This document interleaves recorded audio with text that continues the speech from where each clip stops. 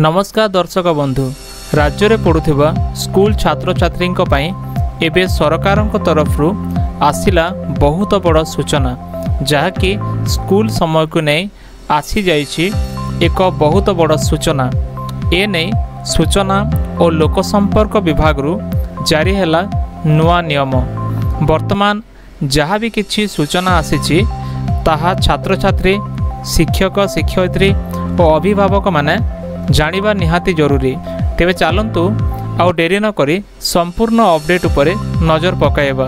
हेले ता पूर्वरु वीडियो को लाइक करंतु, चैनल को सब्सक्राइब कर नथिले एबे सब्सक्राइब करी पाखरे थिबा बेल आइकन को दबाई रखंतु।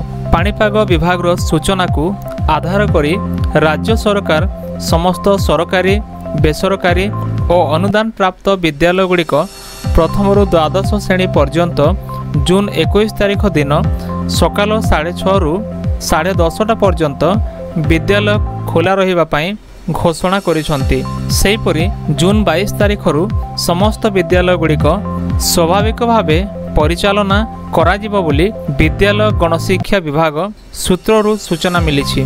तेबे वर्तमान जहाँ भी सूचना मिली सेथिरु जना पड़ुछि जे 22 जून शनिवार ठारू स्वाभाविक भावे राज्यर समस्त स्कूल परिचालना कराजिबो।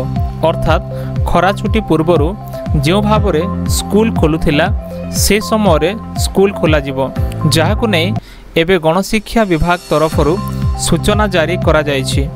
तेबे दर्शक बंधु एथिला एबे आसीथिबा स्कूल छात्र छात्री मानक पई एक बहुत बड़ अपडेट जहाँ आपण माने एबे जानिबा को पाइले।